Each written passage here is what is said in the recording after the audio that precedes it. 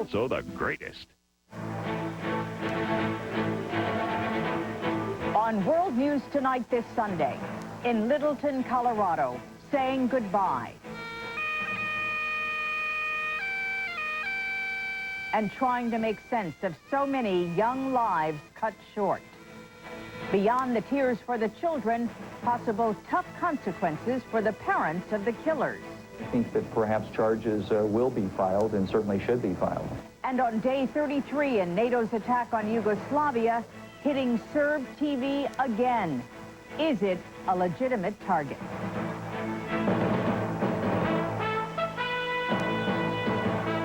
From ABC, this is World News Tonight, Sunday. Good evening, I'm Carol Simpson.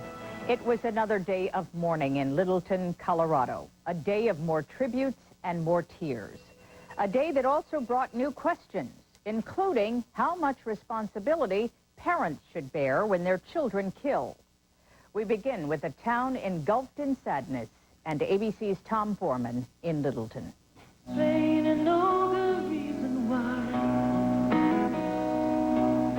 you've cried until the tears run dry. At the foot of the Rockies and beneath the mountain of sorrow, the town of Littleton gathered less than a mile from the school today, joined by thousands of others, some who drove hundreds of miles to pray and remember. Never in our wildest dreams did we ever imagine that we would be gathered here to mourn the loss of so many young, innocent lives. This crime is breathtaking in its horror, and its victims are many.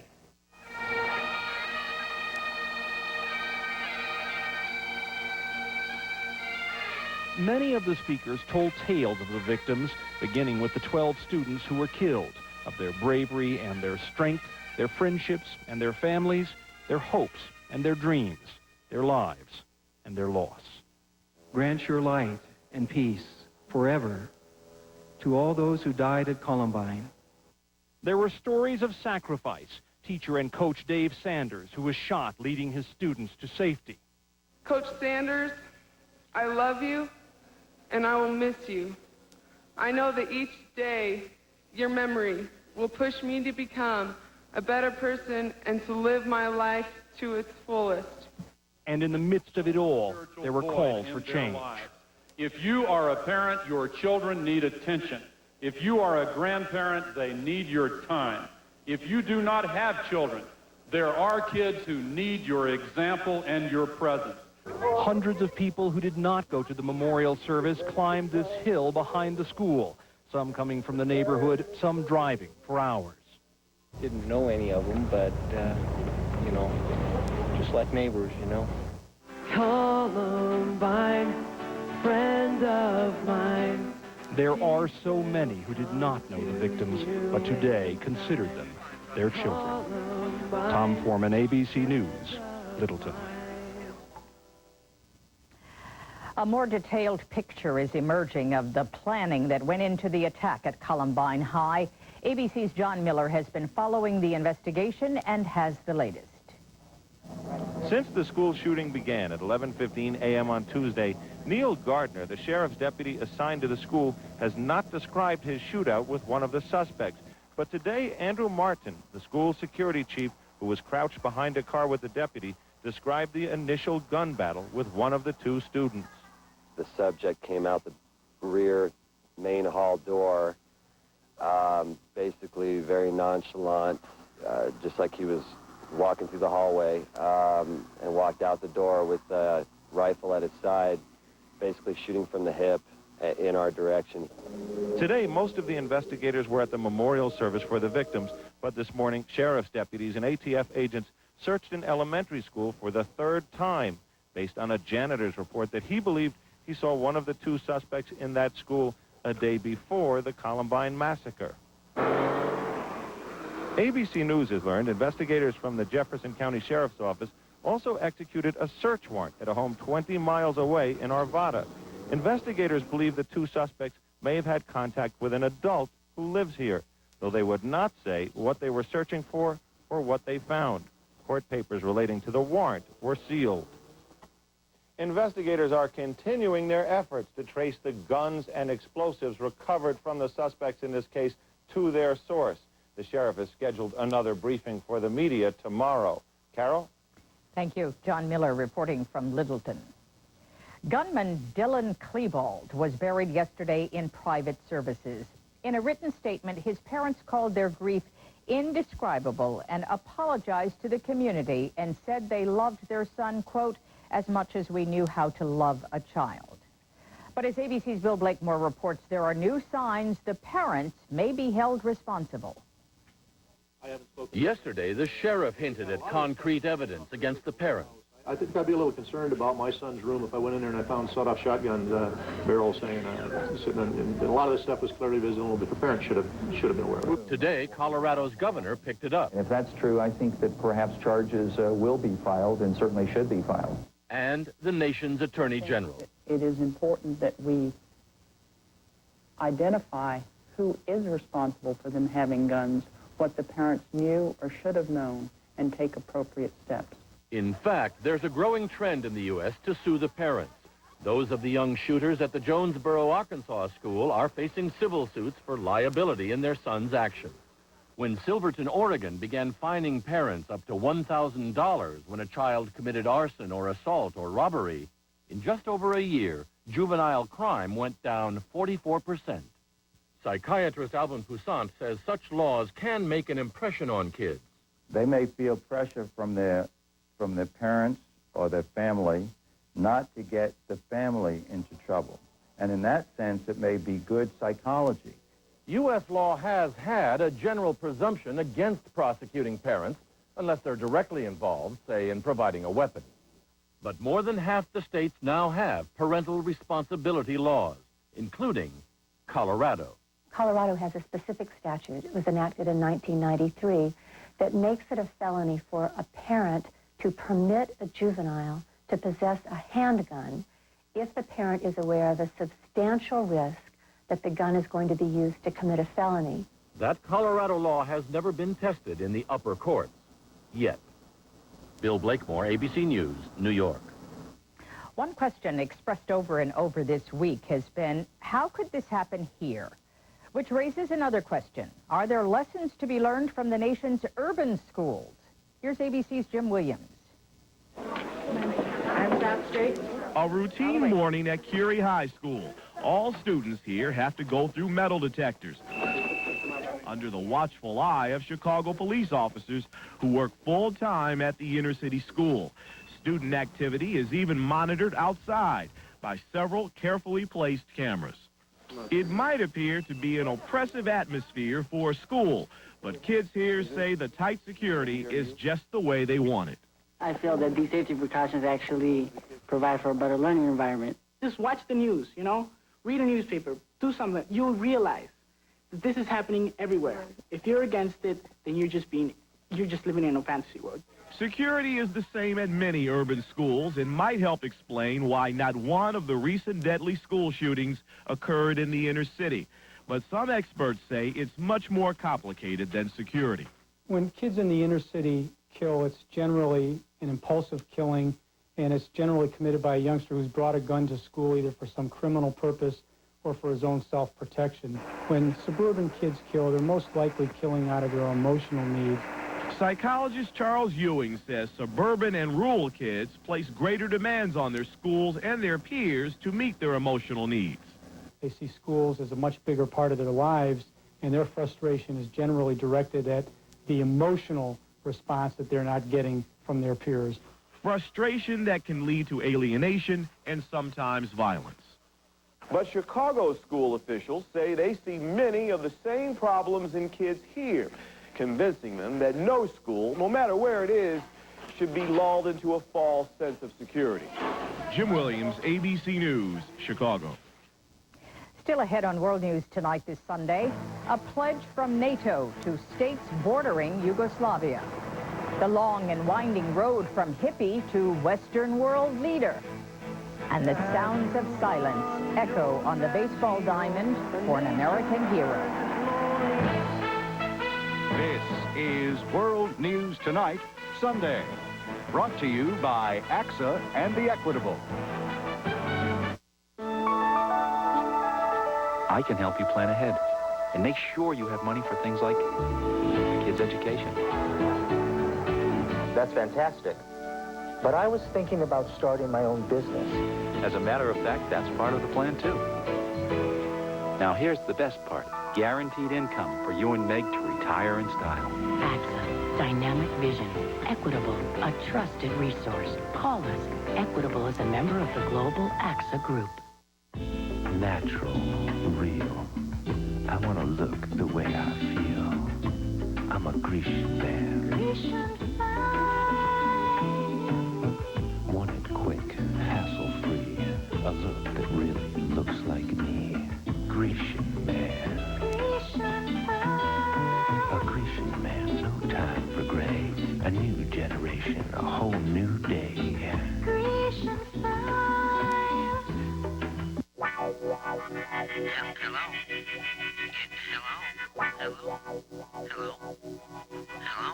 When you've got Schlotzsky's on the brain, there's not much room for anything else. Want to replace that sofa you're on? With Coldwell Banker Real Estate, you can. Enter our sweepstakes to win Ethan Allen furniture at participating Coldwell Banker offices, open houses, or Ethan Allen stores. Then we'll find you the perfect place to put it. Coldwell Banker. Discover what real estate should be. NATO spent this weekend juggling two missions, mapping out its future at its 50th anniversary summit and intensifying its attack on Yugoslavia, hitting Serb TV for the second time in 3 days. Here's ABC's Hillary Brown.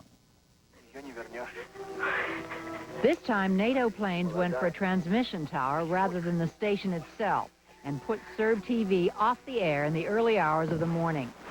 But again, Serb TV was back on the air in a matter of hours. In Washington, the Secretary of State justified the attack as another strike against Milosevic himself. Part of how he is controlling his people is through his total control of the media there, and I believe that it was an appropriate target. There's little argument that Serb TV is a propaganda tool of the Milosevic regime, even among Serbs themselves.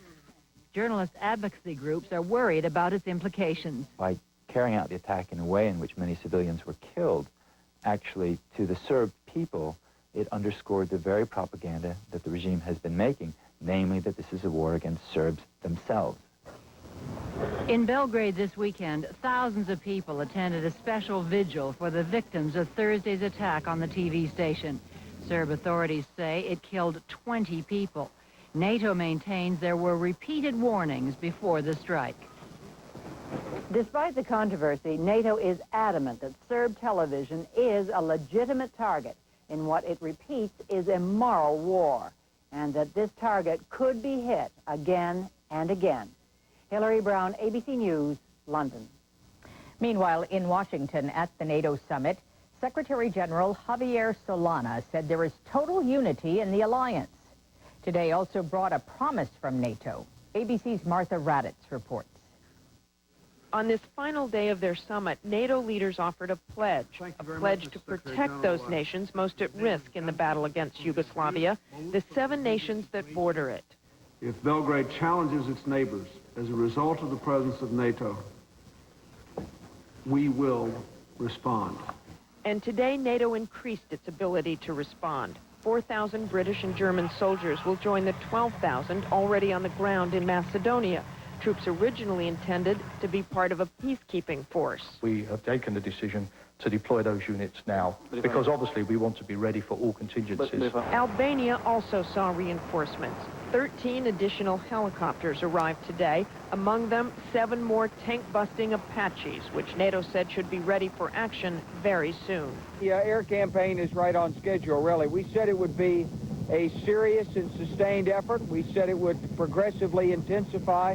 Those efforts will be boosted by a new NATO member, Hungary, which will now allow NATO planes to use its air bases. And to the extent that we can enter the Yugoslav airspace from different avenues, it makes it much more difficult for the Yugoslav air defense system As NATO continues to target Yugoslav oil refineries, there is still some discomfort among the Allies about an oil embargo against Yugoslavia, which calls for searching ships in the Adriatic. And there is still strong protest from Russia, which opposes almost every aspect of this campaign against Yugoslavia. Russia boycotted this summit, but today President Boris Yeltsin of Russia called President Clinton. They had a one-hour conversation, and Yeltsin promised he would not intervene militarily. Carol?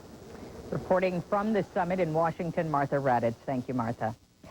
Up next, what a difference a generation makes when leaders look at war. It's spring break. Hot tubs everywhere will be overflowing.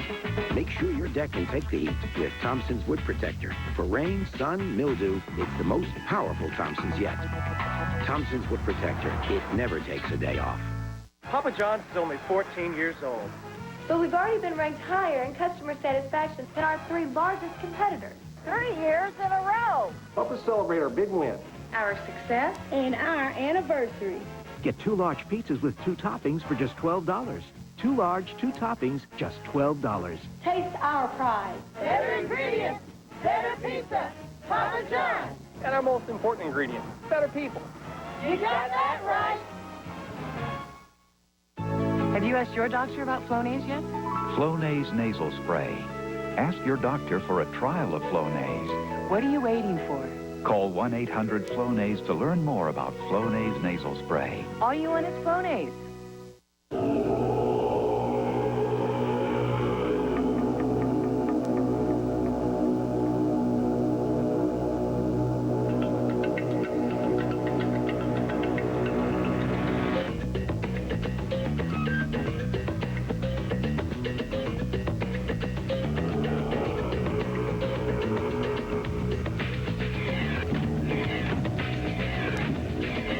Chevy Tahoe, like a rock. This is not like any other antacid I've ever had. You won't believe your mouth. It dissolves in your mouth. It's just like, shabam. Introducing Maalox Quick Dissolve Chewables, a whole new kind of calcium antacid for heartburn. Dissolves immediately, swallow, done. Boom. New Maalox Quick Dissolve Chewables dissolve faster and more completely than Tums. It's not gritty. It's not pieces. Goodbye, grit. New Maalox Quick Dissolve Chewable Tablets. Quick dissolve your heartburn away. I'm a happy man. From 1 Minute Maalox. Some of NATO's leaders share a common history you might not suspect. They're liberal youth. And the irony is that these former war protesters now find themselves war promoters. Here's ABC's Tim O'Brien. The NATO summit drew to a close today with continued support for the use of air power in Yugoslavia from Allied heads of state who had supported flower power a generation ago. It's not just Bill Clinton, whose resistance to the Vietnam War and avoidance of the draft is well known. Tony Blair, now the British Prime Minister, was a rock musician in the early 70s who also opposed U.S. involvement in Vietnam and later campaigned for Parliament on an anti-war platform. German Chancellor Gerhard Schroeder also opposed the Vietnam War and later the deployment of U.S. nuclear missiles in Europe. Yet all have taken the turn in support of NATO airstrikes. And in Spain, Javier Solana, in his youth, was against his country even joining NATO. Solana is now NATO's Secretary General. It's ironical, but it's not necessarily hypocritical. People grow up, 30 years, circumstances change, they get power, situation changes. Some historians say liberal support of the air war is not surprising, given the brutal ethnic cleansing in Kosovo. It's the worst atrocity we've seen in Europe since World War II and Hitler. I think for even liberal leaders in the West not to rise up against that, I think people would accuse them in the future. The reaction to the bombing bears no resemblance to the protest against the war in Vietnam, which rocked college campuses across the country. At Georgetown University, where Bill Clinton crusaded against Vietnam a generation ago, today there is tranquility, apathy, and most of the students we spoke with who did care supported the president's change in attitude. You can be a kid on the lawn and say, you know, I don't believe in war, but when you're leading the world superpower, it's a little bit different. Whether it is the cause that is different or just the time, yesterday's doves are now flying off to war without having to worry about an anti-war movement like the one in which they themselves had played a part. Tim O'Brien, ABC News, Washington. Still ahead on World News Tonight this Sunday, a diamond tribute for a baseball treasure.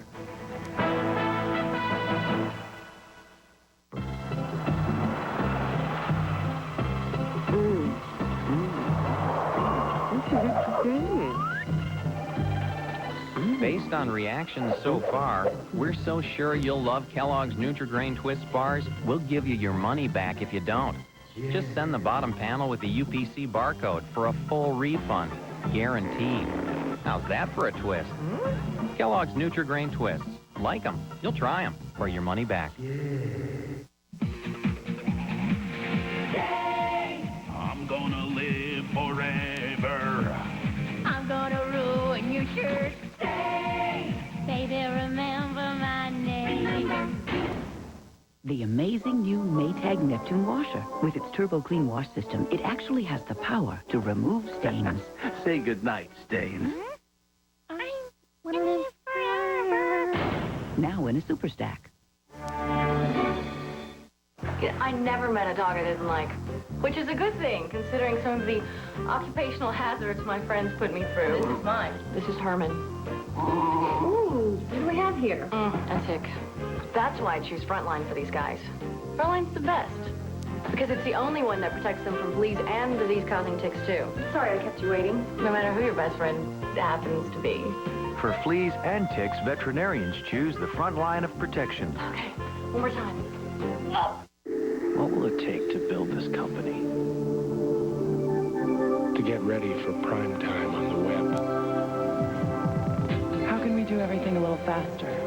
Okay, a lot faster. When they're looking for answers, more CIOs, more webmasters, more people, look to Compaq than to any other computer company in the world. Limits? What limits? Compaq. Better answers. Overseas in Beijing, the largest protest since Tiananmen Square a decade ago. 10,000 people demonstrated in silence for official recognition of the Falun Gong religious sect. The group claims as many as 100 million followers. The Chernobyl computer virus is expected to hit tomorrow, the 13th anniversary of the Russian nuclear disaster. More destructive than Melissa a few weeks ago, this virus can wipe out hard drives and prevent restarts. In sports, at New York's Yankee Stadium today, an emotional grand slam.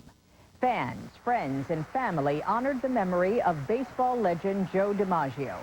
A granite and bronze monument was unveiled, joining other giants of the house that Ruth built. And Paul Simon sang his American classic. Where have you gone, Joe DiMaggio? A nation turned its lonely eyes to you.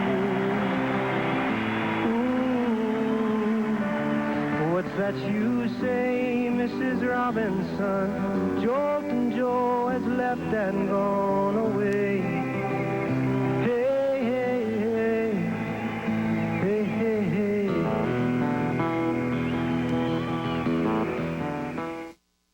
How do you get healthy hair like this? Hair with this sheen and body? Features Dark Pedigree with Champion Skin and Coat System in every can and bag. Pedigree, developed with vets, recommended by top breeders. No more excuses. Zyban is here. Prescription medicine, only available from your doctor.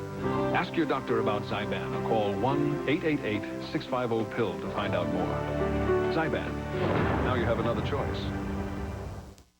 Why do I have Aflac insurance on top of my regular health insurance?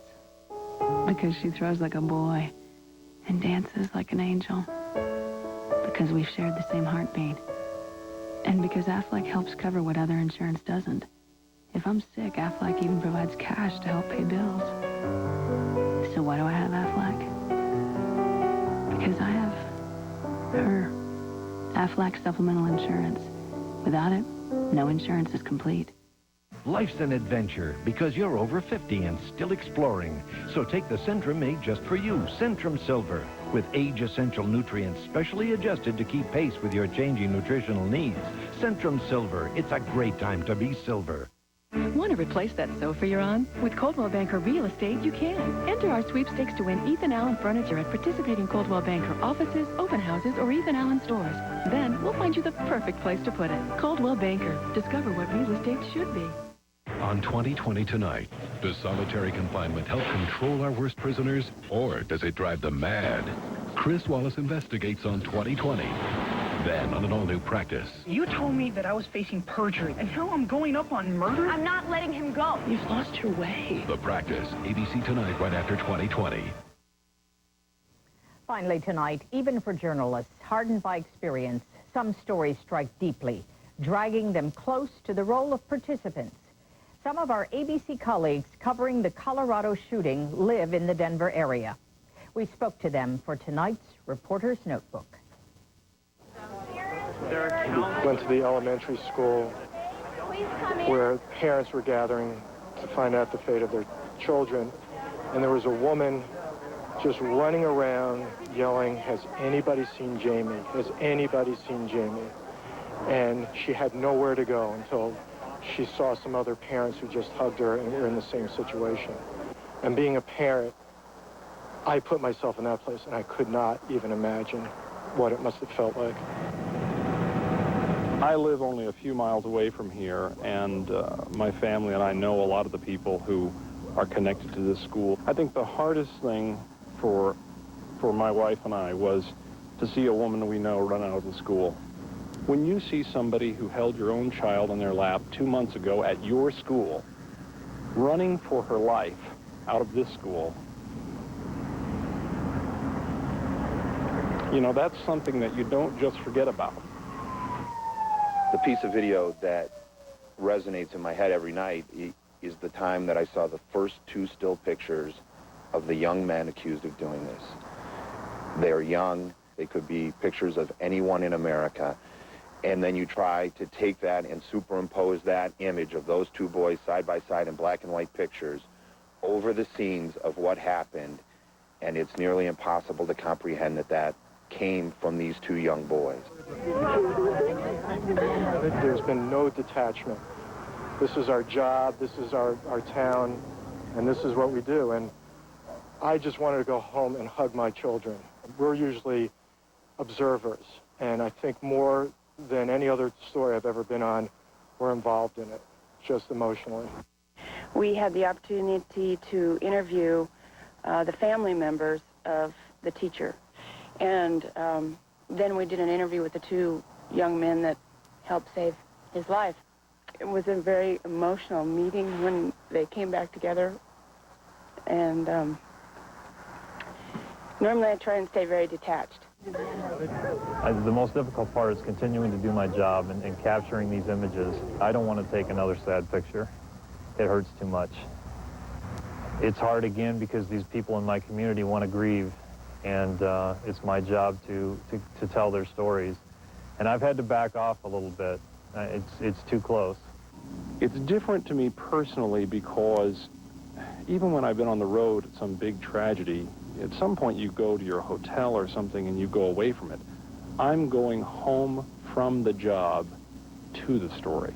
That's the hardest part, is it doesn't go away. We're still right in the middle of it, and I'm right in the middle of it, and I don't see or know when it's going to end. And that's our report. Tomorrow on Good Morning America, the latest on the shooting at the Colorado High School.